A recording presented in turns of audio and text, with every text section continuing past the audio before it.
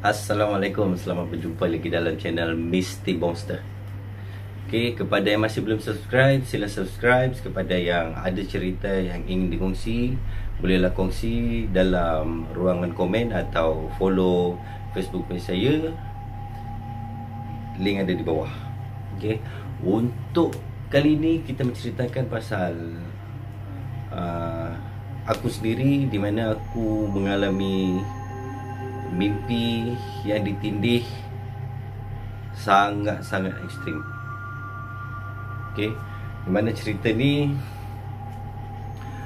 terjadi di rumah makcik aku sendiri. Dan rumah makcik aku ni yang terletak di kawasan perkampungan di belakang kamar mayat daerah Semporna. Nak dijadikan cerita malam tu, aku berseorangan, di mana makcik aku, sepupu-sepupu aku semua tidak ada di rumah, cuma aku berseorangan. Dan nak dijadikan cerita malam tu, aku tidur dekat sofa. Sofa ni betul-betul rapat dengan tingkap. Aku tidur, bila aku mula melelapkan mata malam tu,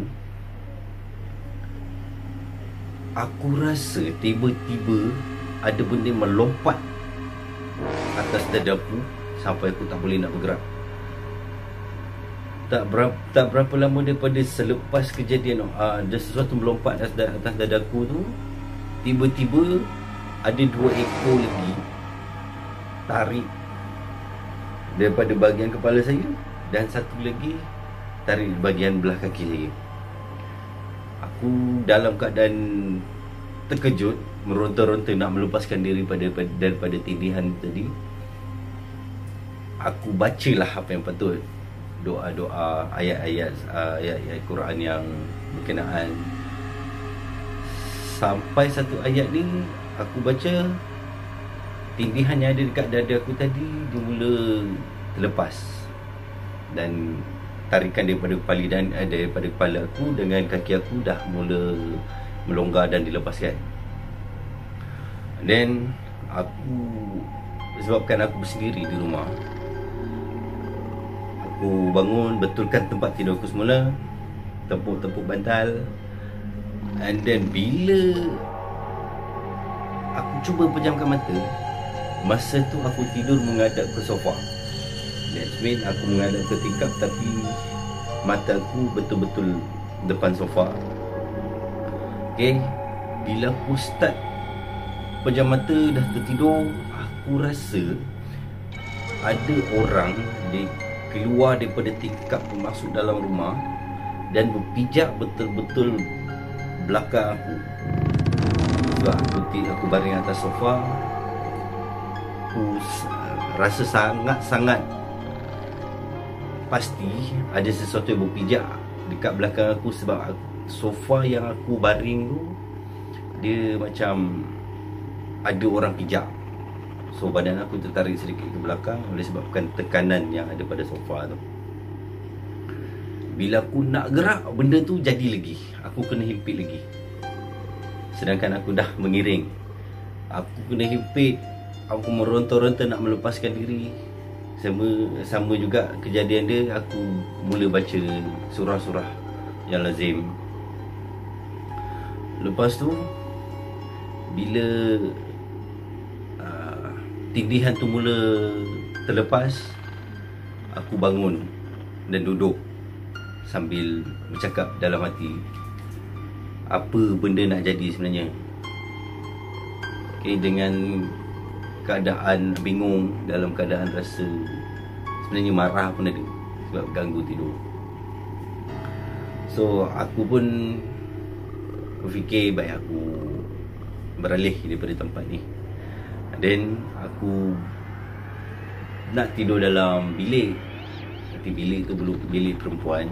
So aku tidur separuh badan je lah. Separuh badan aku dalam bilik, sebelah daripada pinggang ke bawah ni luar bilik tu. Dan bila aku mula pejam mata, tindihan tu datang lagi. Kali ni aku rasa sangat-sangat marah dan rasa sangat-sangat terganggu. Bila aku buka mata, aku nampak ada orang tengah pandang aku macam ni. Tepat ke biji mata aku yang sedang baring. Dan orang yang pandang aku tu adalah aku sendiri. Mana jin yang kacau aku tu malam tu menyerupai aku. Aku cuba nak bergerak, tak lepas juga. Aku baca macam-macam pun tak lepas juga. Sampailah dia dalam keadaan mata terbiak pandang tepat ke mata aku macam ni. Dia mengundur sampai ke belakang pintu. Dan masa itulah tindihan terlepas. Dan benda tu lari ke arah dapur dan menghilang. Dan malam tu juga aku rasa tak sedap hati. Aku tengok jam di dinding, sudah dekat waktu subuh. Dan aku fikir dalam hati, baik tunggu azan subuh sekali dan baru tidur. Dipendekkan cerita, selepas subuh, bila dah mula siang, kedengaran orang di luar rumah aku ni ramai. Dengar macam orang ramai tengah bersembang. So aku pun dalam rasa macam nak tahu juga apa benda yang jadi kat luar tu. Dan aku buka pintu, aku keluar, tengok ramai orang depan rumah. Kawan-kawan aku semua dekat situ. So aku pergilah jumpa kawan-kawan, ada apa? Aku bertanya dengan diorang. Diorang cakap, ni dia cakap, pakcik jiran kau ni semalam dia terjun atas batu, dia meninggal.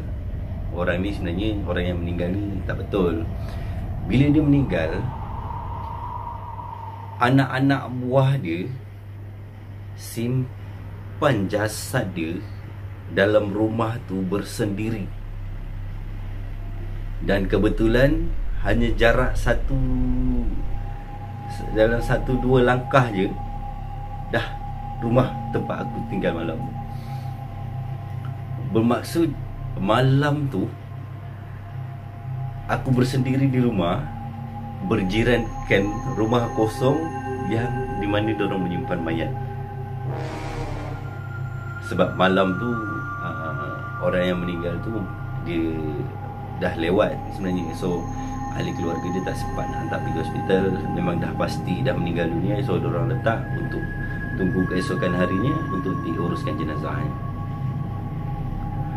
Dan aku jumpa kawan-kawan aku, bagi tahu apa yang jadi malam tadi. Aku bagi tahu, aku tak tahu apa-apa pasal kejadian ada jenazah disimpan di rumah sebelah.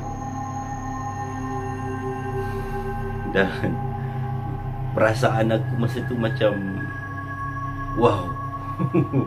Kalaulah aku tahu malam tu, memang malam tu aku tak balik rumah. Okay, next, dalam berapa tahun kemudian aku dah berpindah dekat Semenanjung ni, dekat Selangor. Ada satu malam aku tinggal di rumah bujang. Dalam sebuah rumah ni dia ada 3 bilik. Mana satu bilik kita orang jadikan store, satu bilik lagi kawan yang ambil untuk sewa. So aku dalam bilik sendiri, bilik besar. Dan kebetulan masa tu ayah aku datang untuk stay dengan aku dalam beberapa ketika. Dan dijadikan cerita, malam tu aku bermimpi keadaan rumah yang sama. Aku bermimpi aku dikelilingi oleh jin terlalu ramai. Dan dalam banyak-banyak jin yang ada masa dalam mimpi aku tu, ada seekor jin yang duduk dekat tingkap sambil pandang aku dengan rasa tak puas hati. Pandang dengan tatap aku dengan pandangan yang tajam. Aku pun dalam mimpi tu berasa marah. Aku cuba capai parang dan ugut jin yang pandang aku tadi. Kau tak puas hati, cakap. Kalau tak, aku tetap kau. Bagi tahu member-member kau yang lain ni, bawa keluar daripada rumah ni. Jin-jin yang ada sekeliling aku masa tu terpa aku, lompat ke atas badan aku sampai aku tak boleh nafas. Dan sesedarnya aku berada di ruang tamu. Sebab ayah aku cuba kejutkan aku.